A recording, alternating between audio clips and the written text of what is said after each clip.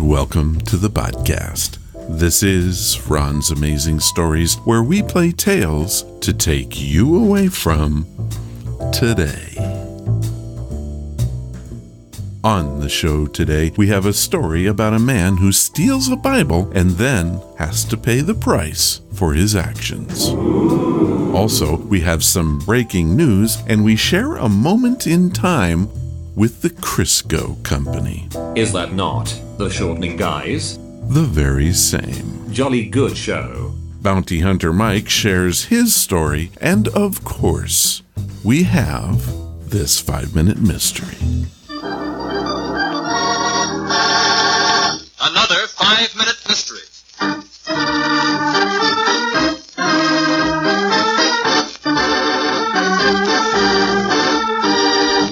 This 5-minute mystery is being brought to you by Ron's Amazing Stories. Do you remember the last episode? Well, just as a reminder, in that one we had too much air. This time we have too much light. Which is worse? Let's find out. I'm Sergeant Ross, State Police. You the fellow that put in the call? Yes, Sergeant. My name is Tony Blake. I run this gas station. Let's have the details on the shooting. It's pretty lonely out here in this mountain road at night with just an occasional car or two going by, so I always keep my radio turned on. And you got the announcement of the gas station killing at Fremont Valley? Yeah. The minute it came over the radio, I had a hunch the killer would be heading this way. What did you do then? I set myself out in the road with my rifle. When did he come along? About 15 minutes after I heard the news on the radio. I heard the sound of a high-powered car moving very fast around Carton's Peak. That's about a half a mile from here. Yeah. Well, that told me he'd be here in about half a minute. When the car came around the bend, I began waving my arms for him to stop. He had me caught square in the glare of his lights, so I lifted up my gun. What happens then, Blake? He slowed down, and had almost stopped in front of me when I saw him lift a gun behind the wheel. I fired immediately. The car started to swerve, and before I could stop it, it went down the road and tumbled off the cliff. What type of car was it, Blake? It was a 4-door sedan. You sure? Well, of course. Why? The car the killer got away in was a 2-door sedan. It's a pretty bad smasher. You recognize the man behind the seat? Shine the light on his face, Inspector. Good heavens! What's wrong, Blake? This is Charlie Thompson, the man from whom I leased my gas station. I'll tell you the truth. I have nothing to hide. It was an accident. I thought he was the killer. There is a gun in the front seat. Yeah, he always carried one. Afraid of being robbed, he used to tell me. After you heard the news flash about the killer being loose, you're certain that no other cars passed? Definitely. Did you phone right after the wreck occurred? Yeah, I didn't stop to investigate the crack-up. I wanted the state police here right away. You notice the way his head is lying against the wheel? Yeah. The bullet passed right through his forehead. It was a good shot.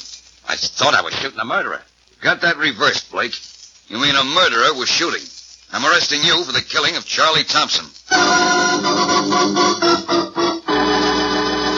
What contradiction did Tony Blake's story contain that proved it to be a lie? In just a moment, we'll know, but first...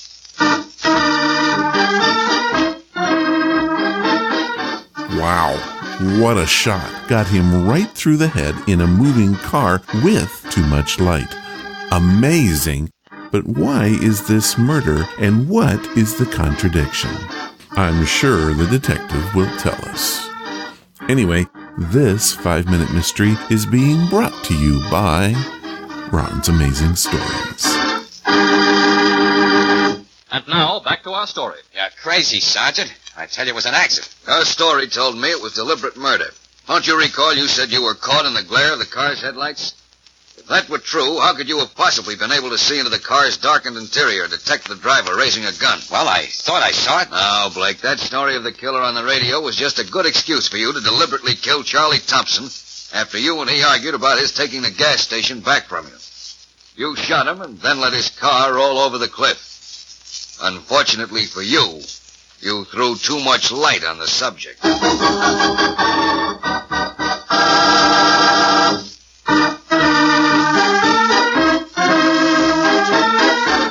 much light. What did I tell you? Also, again with the motive. For the second week in a row, we have motive for the crime. If they keep this up, the 5-minute mystery might just become a real thing. Nah, this 5-minute mystery was brought to you by Ron's Amazing Stories.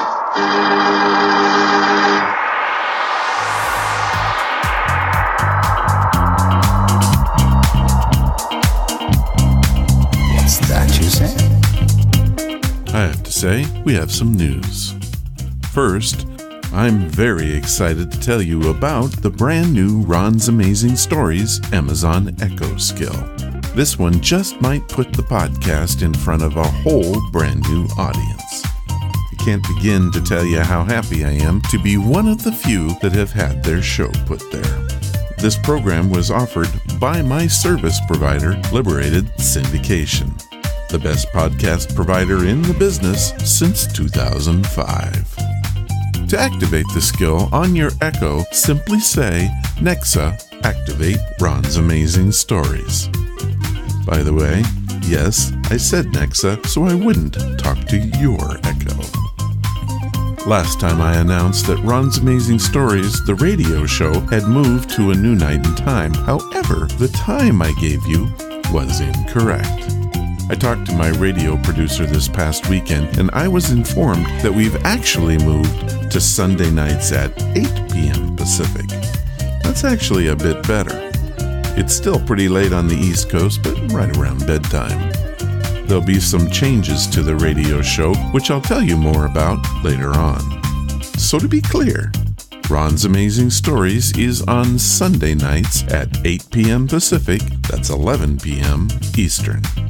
For more information and stations in your area, head to amfm247.com. I just had an interview with the New York Times best-selling dark fantasy author J.D. Horn. It was a fun one, and I think you're going to like him. The interview will air next week. J.D. has written several books, including the highly successful Witching Savannah series, and he's going to be here to talk about his brand new book called The King of Bones and Ashes. You're not going to want to miss this one. And now this.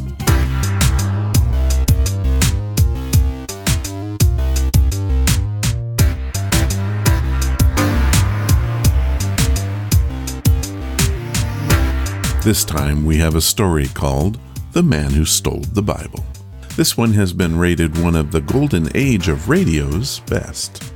It features Ben Wright, who was a veteran radio, movie, and television character actor. He's best known for his role as Herr Zeller in the 1965 Academy Award-winning film The Sound of Music. Our story comes from the popular series Escape. It was radio's leading anthology series of high-adventure radio dramas. It aired on CBS from 1947 to 1954. Since the program didn't have a regular sponsor, it was subjected to frequent schedule shifts and lower production budgets. However, in 1950, Richfield Oil signed on as the show's sponsors, and the quality of the programming increased. The story we have comes from this time and tells you why you should never steal the Bible. Here is The Man Who Stole the Bible, and it first aired on May 5th, 1950. Tired of the everyday routine?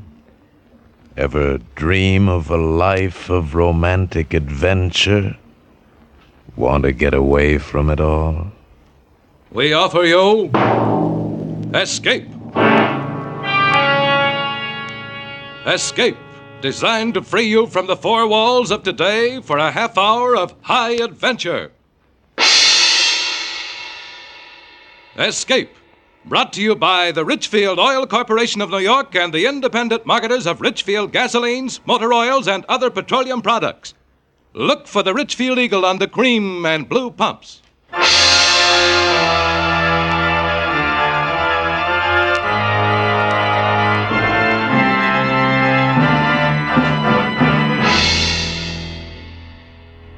Tonight, we escape to New Orleans during Mardi Gras, behind the gaiety of which lies a nightmare world of terror and death, as John and Gwen Bagney tell it in The Man Who Stole the Bible.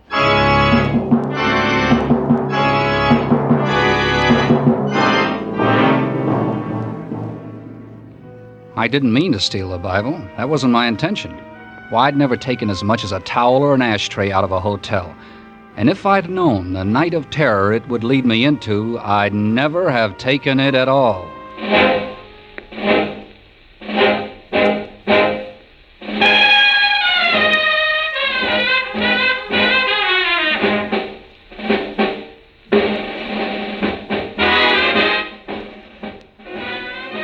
Mardi Gras, New Orleans, a gay time, a lot of laughs, if you're in on it.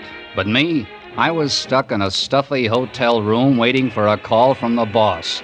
And the sound of all those people out on the street having fun got on my nerves. Operator? This is Mr. Cummings, room 302. Whatever happened to that bellhop I sent for? Would you speak louder? I can't hear you, sir. I said... Just a minute. Operator. Operator!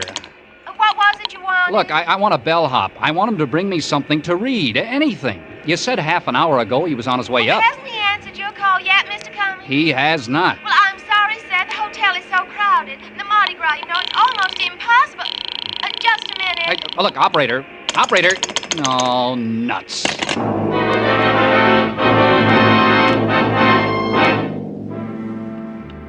I paced back and forth, wishing the boss would call me so I could get out of the room. I didn't dare leave, even to go down and get a paper. He's that kind of a guy. Expects you to be on tap all the time. There was no radio in the room and nothing to read. I went through all the drawers, hoping somebody had left behind a magazine or a seed catalog, anything. And then I found it. The Bible. The Gideon Bible. For years I've seen them in hotel rooms, but I'd never paid any attention to them. And now I opened the book. 1 Samuel, chapter 19. I lay down on the bed and I started to read.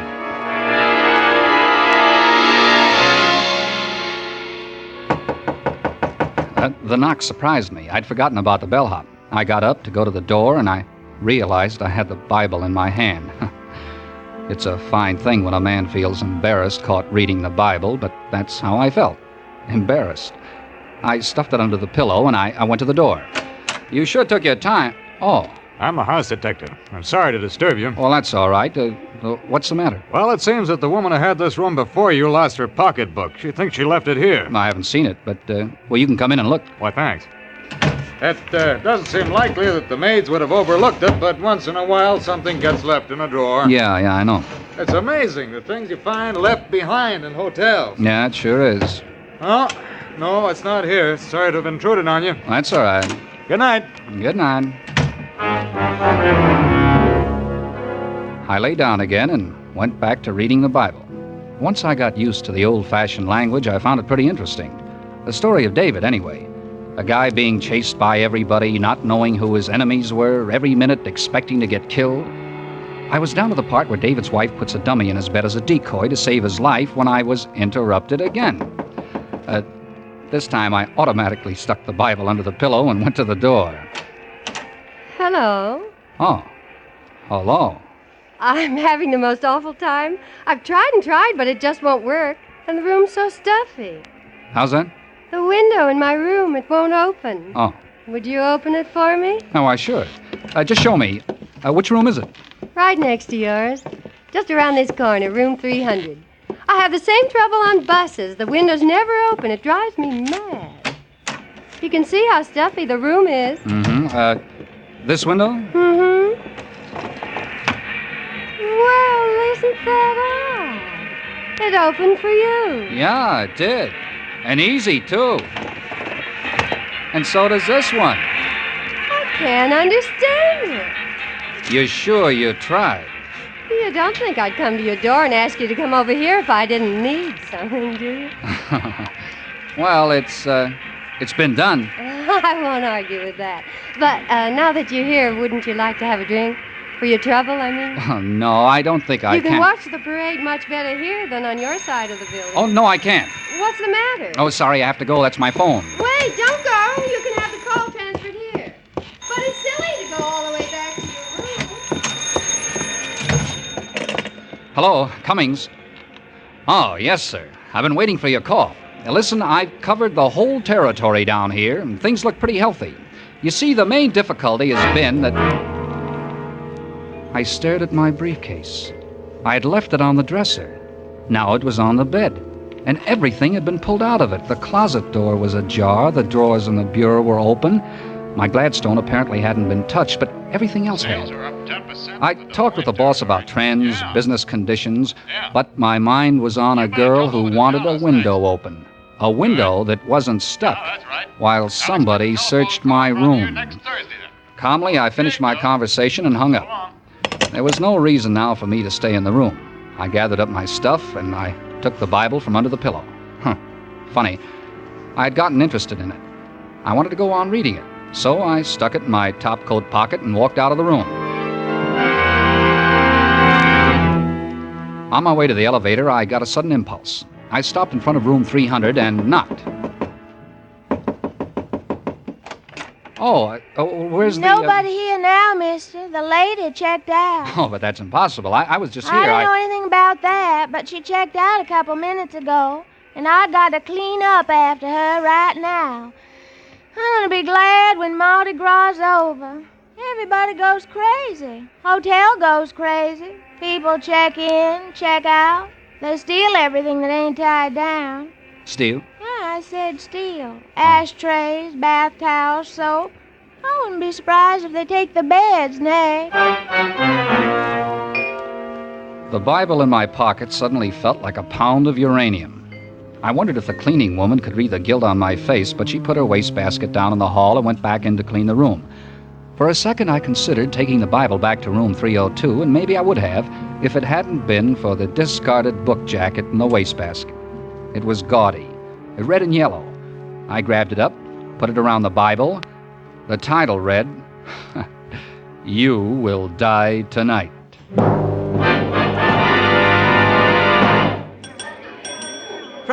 Front boy. Well, all those bellboys, I swear I'll go out of my mind. Oh, checking out, Mr. Cummins. Mm-hmm. Now, let me see. You were in room... 302. 302? Yeah. Oh... Well, what's the matter? I've had so much trouble over that room. I was supposed to hold it for a lady, but you can't keep rooms vacant during Mardi Gras. I gave her the room next to yours, but she kicked like crazy to the manager. Next to me? Yes, room 300. She checked out just a few minutes ago. I don't know what this is all about, but there's something peculiar going on in room 302. Peculiar? I didn't mind the house detective coming in to look for the purse, but I didn't like having my stuff searched while I was out of the room. Searched? Yeah, I said searched. You say the house detective did that? He said the woman who had the room before me left a purse, and he came... That's impossible. Well, what do you mean? A man had the room ahead of you. Oh, yes, I'm positive of it. Just a minute, I got the register right here. I'll take... Yes, a man, a Mr. Gregory. The house detective isn't on duty today, but when he comes in tomorrow, I'll tell him that... Not on duty? Well, then what was he doing in my room? Today? Of course, tonight. A tall guy with black hair. He came in some mistake, Mr. Cummins. Our house detective, Mr. St. Clair's his name, is short and bald, and he hadn't been in the hotel all day. He's homesick.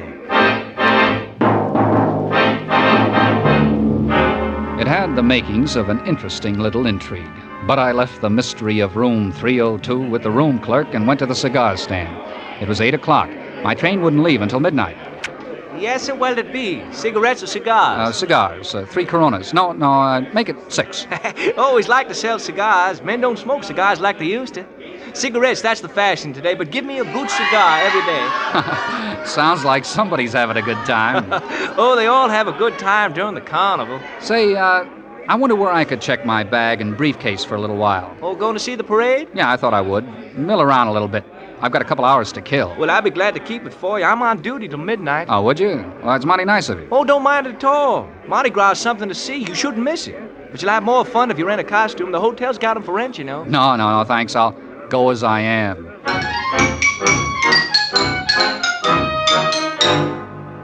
He stuck my stuff under the counter, and I elbowed my way across the crowded lobby to the street door. Through the glass, my eyes met the eyes of another man, a tall man with black hair, the man who said he was the house detective. I swung the hotel door open. I had a few questions I wanted to ask that boy, but he was swallowed up in the crowd. And then a big hand clapped me on the shoulder, and a voice boomed in my ear. Ah, there you are, sinner. I whirled around and looked into the mask of a laughing, red-faced devil. Don't try to evade me, sinner. I've come to collect you with my nice shiny pitchfork. And when the devil comes for you, your time is up. All I could see in the mask were a pair of eyes. They were gray eyes, and they were laughing. And the devil threw his arm around my shoulder and urged me along the street. Come on! I balked a little. I hadn't had anything to drink. The whole thing seemed kind of silly. But before I knew what happened, a clown grabbed my other arm. Let's take the sinner to the fiery furnace. And the two of them, the devil and the clown, were propelling me down the street into a car. Come along, sinner. Fiery furnace. Hey, wait a minute, fellas. Oh, the sinner is reluctant. Push him in, clown. Hey, now, look. Get in, sinner. Hey, you guys. Hey, let me out. Look, where are we going? All right. Let's have it. Have what? The Bible. The Bible you took out of room 302. The Bible? You're not drunk. Ah, don't waste time on him. Frisk him. Look, I don't know who you are, but you can't... He hasn't got it on him. What'd you do with it? Where is it? I told you. I haven't got it. Oh! That's to let you know we're not playing. Now let's take it again. Where's the Bible? I tell you, I haven't got it. I had it, but I guess I lost it. Lost it? Where'd you lose it? I don't know. Why, you... Don't do that, sinner. It's just as easy for me to pull this trigger as to look at you. But I'm telling you the truth. I haven't got it anymore. All right, you haven't got it. But you'll tell me where it is, you understand, if I have to carry you to find out. Hey, what are you stopping for? Well, can't you see? The crowd, I can't get through. Oh, come on, let's get moving. Get on out of here. Oh, what do you want me to do? Drive over them? Look, fellas, a shortcut. A bunch of revelers, drunk and out for beer, opened the back door of the car and started climbing over us. Nothing would stop them from weaving through. They thought it was fun, pushing and shoving each other. One of them fell, sprawled across the devil's lap, and they began to pile up. And suddenly I knew this was escape. I climbed out of the car. I ran blindly away from them. I saw a cab at an intersection. I ran out. I opened the door and... there he was, in the back seat. The phony house detective. I slammed the cab door and bolted across the street. There was a policeman on the corner directing traffic. I ran up to him. Hey, where do you think you're going? Hey, look, they're trying to kill me. You gotta help me. Kill you? Who's trying to kill you? The devil. He's after me. The devil, you say? Yeah, and the clown, too. Oh, not Mickey Mouse? No, I mean it. I'm serious. You're drunker than you look. I haven't had a drink, I tell you. They're trying to kill me. Why would they be doing that? Because they want the Bible. The Bible? Yeah, look, you see, I stole the Bible, and here they come now. Who? The devil and the clown across the street. You've got to get me out of this. You've got to stop them. They'll kill me. Yeah, sure. Now take it easy, young fella. Oh, there you are, sinner. Come on. What are you trying to do? Get us in trouble? Trouble? Sure. He's gonna miss the party. Look, it's all a trick. Don't listen to him. This young fella claims you're trying to kill him. Me? Oh, no, not me. But if he doesn't get to that party pretty soon, his wife will kill him. I haven't got a wife. There isn't any party. They're lying, I tell you. They're lying. Oh, now be good, boys. Go someplace else and settle your squabble. I gotta keep this traffic moving. Please, officer. Please. Oh, now you heard what the policeman said. Come on, sinner. Let go of me, officer. Oh, bear it now. Go on now, here. I demand to be arrested. I demand it. Go on now, I said. Now go on. Officer, you're a fool. I'm a... You're a fool. Wait, if it wasn't for this Mardi Gras, I'd run you in right now. And you won't arrest me? Okay, but remember, I didn't want to do it. Oh. That does it. Striking an officer. All right, fella. You're under arrest.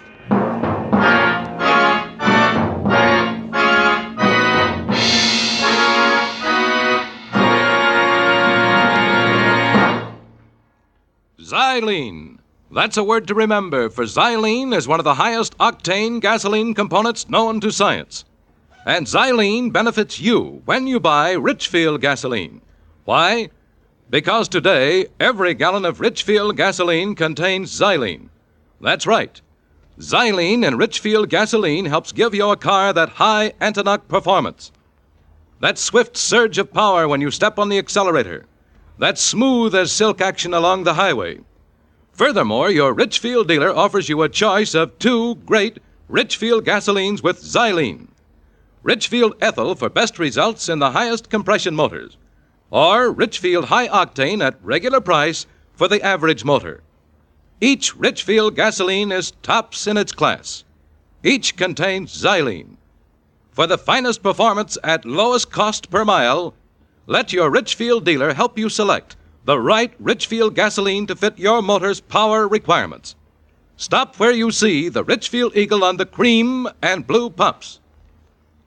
And now we return you to Escape. I sat in the drunk tank of the New Orleans jail and tried to figure it out. Who were the devil and the clown and the phony house detective? Why was the Bible so important that they would even kill me to get it? My bags were back at the cigar counter in the hotel. My train was scheduled to leave at midnight. But how was I going to get out of New Orleans? Already it was 10 o'clock, and as long as I stayed in jail, I would be safe, but even that didn't last long. I hadn't been there half an hour when a cop came for me and took me to the desk sergeant. Here's your personal belongings, Cummins. You're released. You can go. But try to behave yourself. We're pretty busy tonight.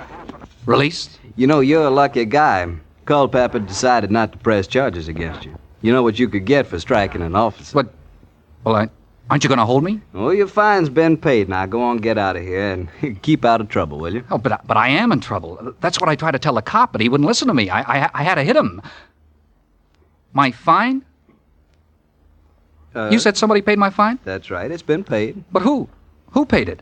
I don't know who it was. He didn't give a name. He just paid it. Was it a man in a devil's costume? Huh? Or a clown? Now, look. Well, what did he look like? How do I know what he looked like? He was an ordinary-looking guy. Tall, big, he had black hair. The house detective. The who? They'll kill me, I tell you. Excuse, messieurs, mais je suis perdue. Je voudrais retrouver le couvent. I hadn't heard her come into the station. She moved so quietly. She was a nun, and she was talking excitedly in French. I wasn't paying much attention to her. I was thinking instead of my own problem. The house detective had paid my fine. He wanted me out of jail. He wanted me loose on the street. Why? And the devil and the clown. Were they with him? Were all of them waiting outside that door for me? Yeah, well, please, sister, I wish I could help you, but I can't understand a word you're saying. Monsieur, les gens dans la route m'empêchent de trouver mon chemin. Ils me prennent pour un des célébrants. English. Can you speak English, sister? Oh, pardon, monsieur. Masquerade. Costume. The people think masquerade. Non masquerade. Huh? I think she's trying to say the people on the streets think she's wearing a masquerade costume. Merci bien, monsieur. I am loose. You mean lost? Oui, monsieur. Lost. I am expect at convent, the Vieux Carré. The Vieux Carré? Oh, that's in the French Quarter. Exactement, oui. Mm-hmm. I try for taxi cab. The crowd, how you say, push me around. Pouvez-vous envoyer un de vos gendarmes? What? A gendarme. She wants you to send a policeman to help her to get to the convent. Oui, monsieur.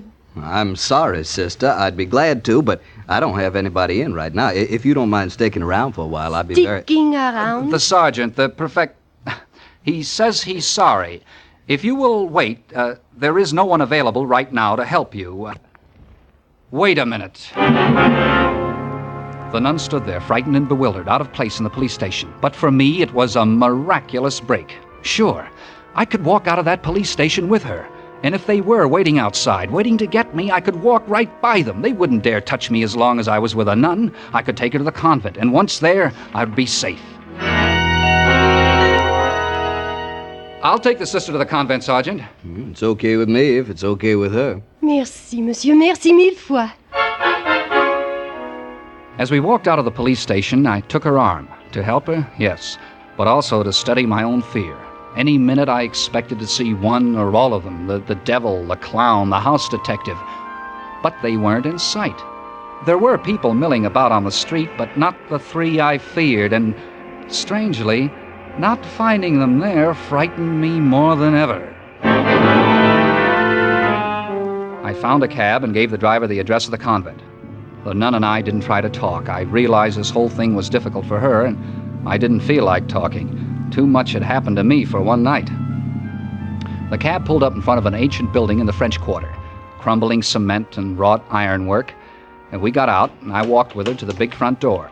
The nun raised the knocker, and I knew I'd been had. What is wrong? Fingernails. Red, polished finger... You're not a nun. Well, it's Harry boy's got him in his wise. Come along, sinner. Get in here. It was the devil and the clown. They yanked me into the house. And the girl, I stared at her. Back in the police station, I hadn't really looked at her face. Her black robes had spelled freedom to me. That's as far as I had thought. But now I knew I'd seen her before. Only before, she had worn a green dress and a scarlet mouth to match her fingernails, and her hair had been blonde and long. And she wanted a window opened. A window that wasn't stuck. You given us a lot of trouble. Look, I'm sorry. We've been very patient. Now we want the Bible. I told you before, I don't have it. You had it? Yeah, I had it. I took it. I don't know why I took it, but I lost it. All right. Who sent you to get it? I'll handle him. All right. Who you working for, Poloni? Look, there's some mistake. I'm a salesman. I sell washing machines. You're lying. Look, I tell you. Where's the stuff? Has Poloni got it? What stuff? I don't know any Poloni. What are you slapping me around for? That won't get you any points. Own it? Oh. Let me talk to him. Look, if you're lying for Poloni... Who's Poloni? I don't know any Poloni. Poloni wouldn't take a beating for you. Oh, look, I tell you... Whatever he's paying you, we'll pay you more. We'll pay him nothing. You hand over that Bible, or tell us where the dope is stashed, or so help me, I'll kill him. Dope? So, that's what it is. Dope? Yeah, Mr. Innocent. That's what it is. Dope. Stop it. You kill him, we'll never find it. Listen to me. What's your name? Cummings. You work for Poloni, Cummings. Oh. Nobody but Poloni knows about that Bible. No. You came to hijack the stuff. No, I tell you, I don't know Poloni. Stop lying. Poloni knew our carrier was hot, that he had to drop the stuff somewhere in New Orleans. Oh, you're wasting time, baby. I'll make him talk. You going to talk? I don't... You want to butter this gun right across your face? Look, you've got to believe me,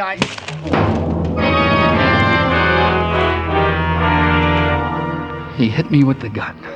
I tried to keep my eyes open, to hang on to consciousness. Across the room, I saw the door open, and in it stood a man with another gun. A big man with black hair, the phony house detective. Was his name Poloni? That was the last thing I had as I passed out. I don't know how long I was out.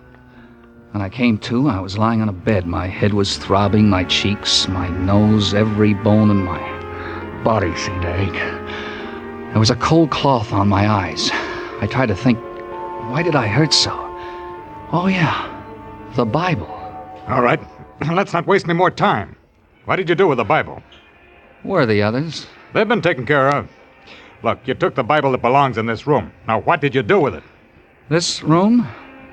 Oh, yeah. Room 302. What am I doing back in the hotel? You had no right to touch that Bible. Now, think what you did with it.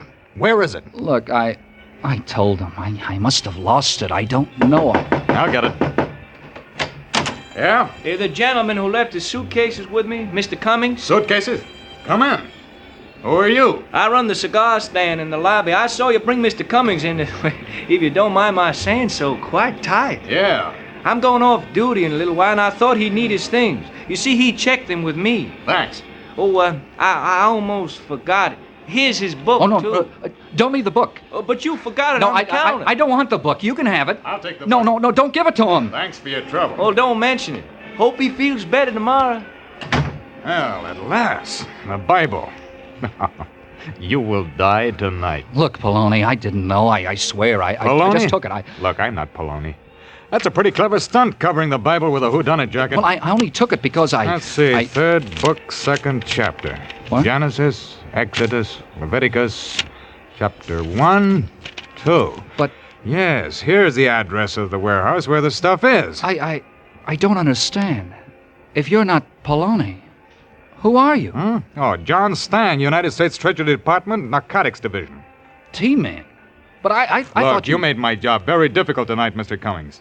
We traced a narcotics carrier all the way around the world to New Orleans, to room 302. But when we arrested him, he was clean. He didn't have the evidence. Room 302 was the link. That girl Frenchie was to take this room, and I would have followed her here to where the evidence was stashed.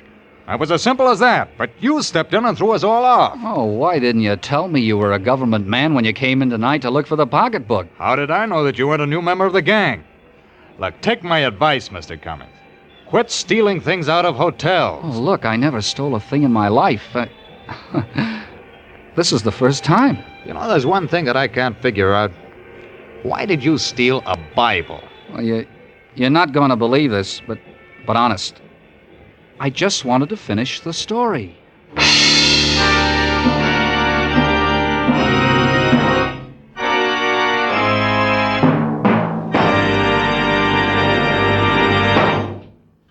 Attention, baseball fans! Here's a new book you won't want to miss. The new Richfield Baseball book, hot off the press. Its 32 pages are jam-packed with facts on America's favorite sport. You'll find Major League schedules, many minor league schedules, World Series box scores. You'll find a special baseball quiz you can try on your friends.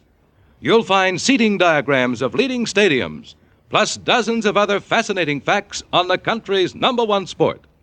And this Richfield baseball book doesn't cost you a single red cent. It's free. Ask the Richfield gasoline dealer for your free baseball book tomorrow. Ask him, too, about Richfield All-Point Safety Service, a special service that will save your car trouble this spring. Stop where you see the Richfield Eagle on the cream and blue pumps. Escape is produced and directed by William N. Robeson and has tonight presented The Man Who Stole the Bible by John and Gwen Bagney. Featured in the cast were Rick Vallen as Cummings, Nanette Boardman as the girl, Ben Wright as the house detective, Will Gere as the devil, Lou Merrill as the clown. Also heard were Mary Shipp, Harry Bartell, Peter Leeds, and Paul Frees. Special music was arranged and played by Ivan Ditmars. Next week... You are tearing across the Nevada desert in a 200-horsepower Bentley Maximus, pursued by the implacable avenger of the left arm. Beside you is the man they are seeking to destroy, your companion in an adventure from which there is no escape.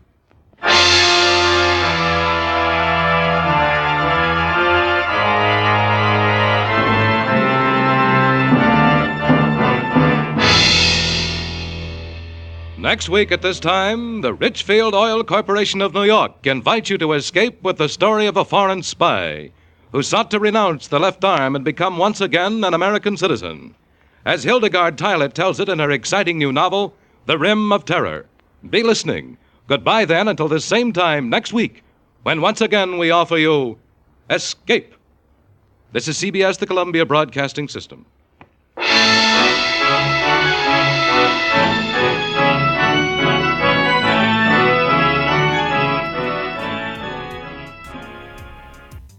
You gotta love that story. A true detective drama which has great writing, acting, and sound effects. Escape brings together everything that was good about old-time radio. The title itself almost sums up the very essence of what OTR is all about. Each of the episodes was a micro-drama carefully planned to capture the listener's attention for 30 minutes.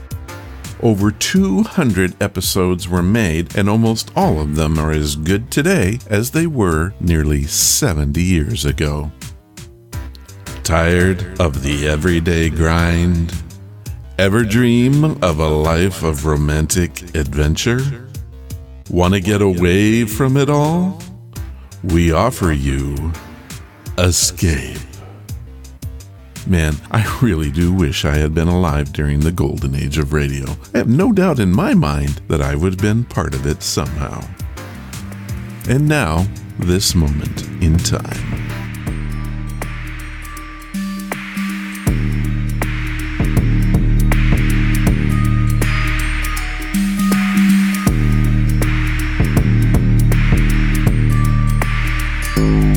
The date is February 29th, 1944, and this is A Moment in Time. What you're about to hear is something truly remarkable. During World War II, life did indeed go on here at home, but things were very different. The Crisco News Report was just one of the things that had to adapt to life during wartime. What you're about to hear is an extremely well-preserved recording of a typical morning program sponsored by Crisco Oil. Listen carefully and enjoy. Crisco's radio newspaper with Bernardine Flynn, brought to you by Crisco, the pure all-vegetable shortening. It's digestible. Now, Bernardine Flynn. Thank you, Durward, and hello, friends.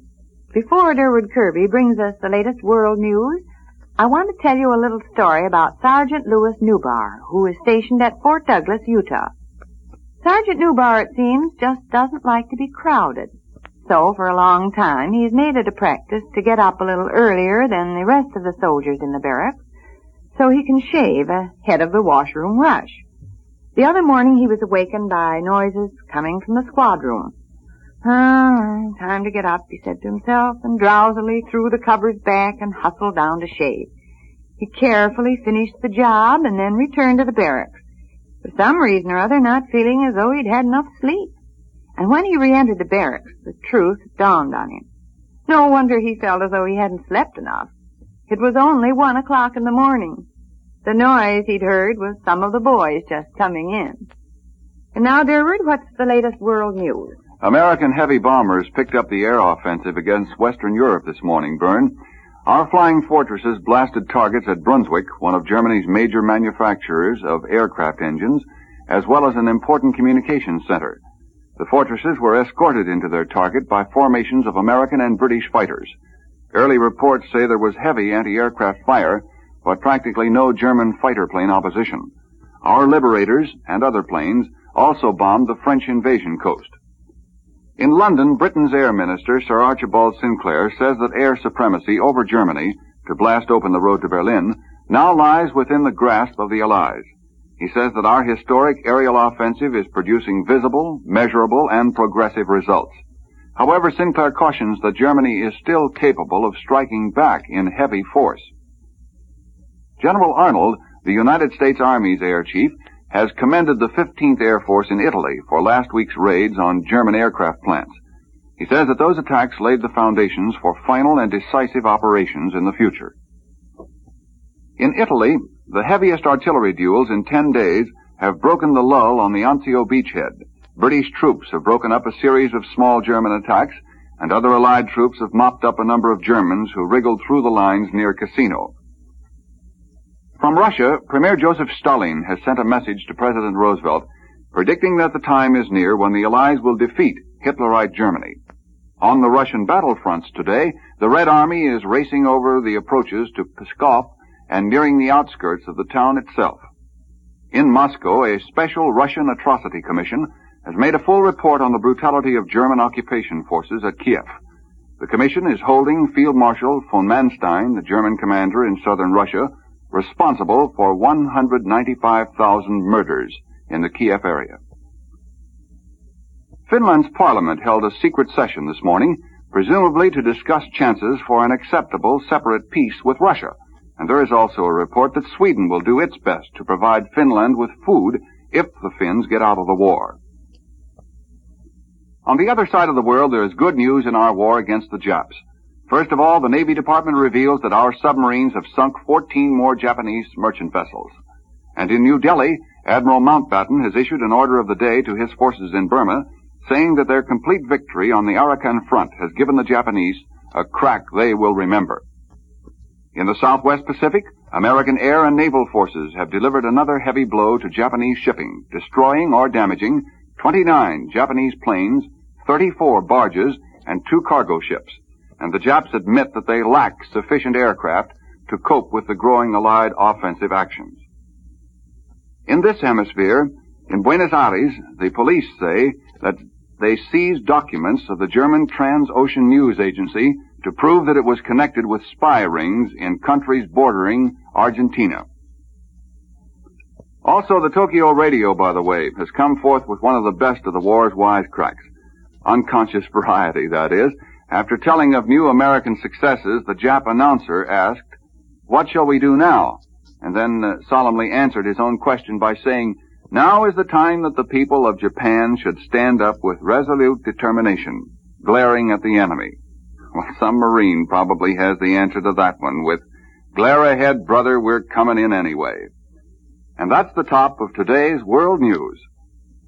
Now, Bernardine, I believe you have something of interest for our listeners. The other day I was talking to a woman who runs a cooking school, and we got to comparing notes, particularly about Crisco. She said she'd just never seen so many dyed-in-the-wool butter users who were being won over to Crisco for cakes. Well, that wasn't any surprise to you, was it, Vern? No, but I'm glad I'm not the only one who's noticing it. Really, friends, don't you think butter for cakes got to be kind of a habit? Why, with Crisco you can make some of the best-tasting cakes you ever put in your mouth. Full of flavor, wonderful texture, and light as a feather. Like the maple walnut cake I made yesterday. You just add chopped walnuts to a regular yellow layer cake batter. And for the frosting, use a boiled icing with maple syrup in it. Anyway, the cake was delicious. As good as any butter cake ever thought of being. And what about that lighter cake secret of Crisco's, Vern? Oh, yes. Why, friends, do you know that with Crisco you can make a lighter cake than with any other shortening, even the most expensive? It's amazing to think a shortening can make that much difference. But you just try a Crisco cake and see. See if you ever tasted a cake quite as light or one that was quite as good. Now, Bernardine, how about another story? This is a story about the Red Cross, Durward. Not long ago, Red Cross relief representatives were standing on a dock under a hot African sun and watching a large gray refugee ship move in through the harbor. There were children on board, 300 or 400 young refugees from Greece. There were adults on the ship, too, many of them ill, others forlorn and bewildered. They had seen their country ruthlessly devastated by the Germans. For most of them, everything they'd ever owned had been lost. They had only the baggage they carried. One very old lady refused the assistance of a young native boy who ran out to help her. She was afraid to let her few pitiful belongings out of her sight. Then there was a little girl, blonde and blue-eyed and not more than 6 years old. She had no baggage at all. All she owned was on her back, a shapeless dress made from an old burlap sack.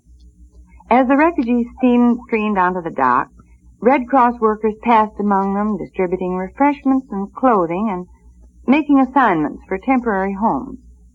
The little girl in the burlap was given a new Red Cross dress. She didn't know what to say. She hugged it to her and stared at the Red Cross worker with unbelieving eyes. It had been so long since she'd had anything pretty or clean or new. The next day, though, the Red Cross workers were surprised to see the little girl still wearing her ragged gunny sack dress. "Where's your new dress, dear?" the Red Cross lady asked her. "Did you lose it?" The child was silent for a moment, and she looked up timidly and said, "Please, my mother had to stay behind in Greece. Someday I'm going back and find her, and please, I want to save my Red Cross dress for her." Heartwarming, sincere little stories like this are told every day by the thousands of Red Cross workers all over the world. The Red Cross is on the job, lending a helping hand on the battlefields, in the liberated countries, and on the home front. They help the needy regardless of race or color or nationality. And now, Durward, what's the latest on the home front? Reports from nearly every state in the Union show that draft quotas are not being met.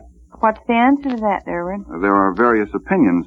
Senator Johnson and Senator Wheeler disagree with President Roosevelt's medical commission and think the armed forces should lower their physical standards to take more 4Fs. And others point out that about the only substantial manpower pool left, that is outside of the fathers, is the group of 2 million single men with occupational deferments. And of course you know that President Roosevelt has ordered all occupational deferments reviewed.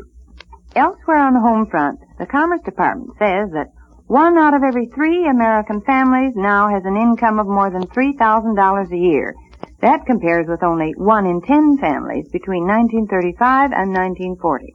And another survey shows that it takes at least $13.23 a week to buy food for a family of 5 in New York City. And that's $2.16 more than last year. Say, Bern, someone asked me why ration tokens are needed. Can you explain that? Oh, easily. You see, red stamps and blue stamps in Ration Book 4 will each be worth 10 points. Instead of getting your change in stamps, you now get tokens which are good indefinitely. Do you ever experiment when you're cooking? You know, make up recipes? Well, last week I had some bologna and I thought, now that would be grand for dinner if I can just think of some new way of cooking it. I think I smell a recipe coming along. Well, I did put together a dish I thought was good. It's very simple. Bologna and noodle put together, I called it. Maybe you'd like to try it. You just fry cubes of bologna, chopped onion, and some sliced mushrooms in piping hot Crisco. When the bologna and onion have a nice crisp brown look, mix in the cooked noodles and heat thoroughly. Then serve. I think your family will like it. Mine cleaned up every last speck. And ladies, don't forget that with Crisco in your frying pan, you don't have to worry about upset digestions either. I should say not. Why, Crisco fried foods are so digestible, even the youngsters can enjoy them. You see, Crisco is pure and all vegetable, digestible itself, and it's the finest quality shortening you can use. Now, remember, with Crisco, everything you cook tastes better. And it's digestible. And now, Durward, what's our last story? It seems that Navy chaplains never forget themselves, even though they do travel in an atmosphere of, shall I say, purple vocabularies. Take, for instance, Chaplain Lonnie Meacham of Virginia Beach. As the story goes, he was standing in the chow line when someone accidentally spilled hot soup on him. The dignified chaplain didn't say a word for a moment, and then he slowly turned around to the men behind him and he said, "Would some of you fellows say a few appropriate words, please?" Well, friends, that's all for now. Join us again tomorrow for another edition of Crisco's Radio Newspaper. Durward Kirby will bring you the latest world news. Bernardine Flynn will give you the colorful human interest side of the news. And we're both saying goodbye for Crisco. Now, just in case you're not familiar, Crisco is a brand of shortening produced by the J.M. Smucker Company, and it's popular in the United States. It was introduced in June of 1911 by Procter & Gamble and was the first shortening to be made entirely of vegetable oil. And yes, in case you were wondering, all of those recipes from the broadcast would work just fine today. In fact, I plan to try out that fried bologna recipe myself. And now this.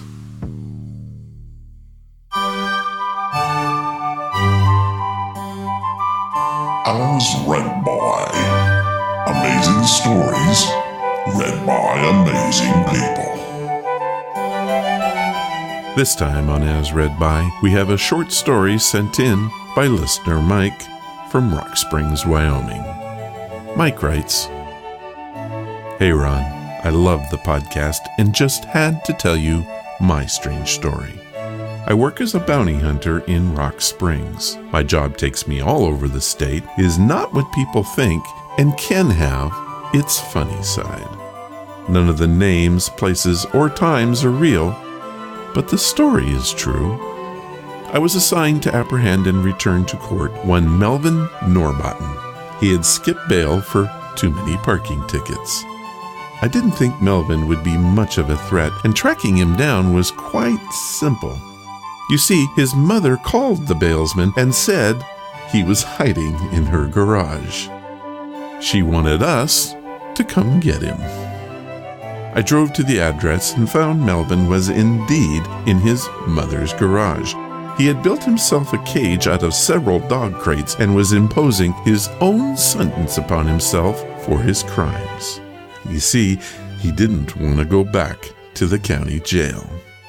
It took me and his mother several awe-inspiring minutes to convince him that really all he had to do was pay the fines.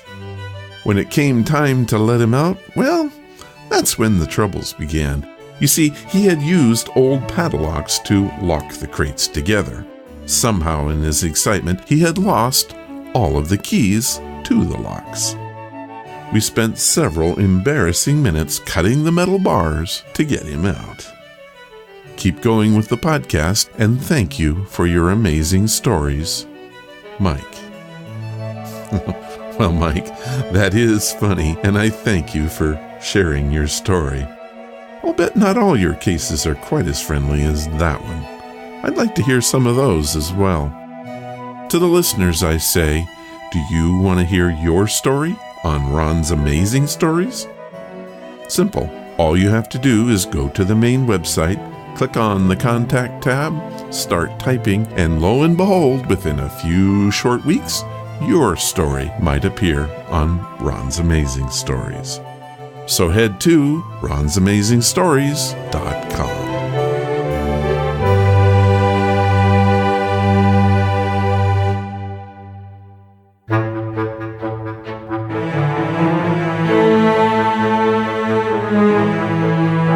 Well, that is the podcast for this time.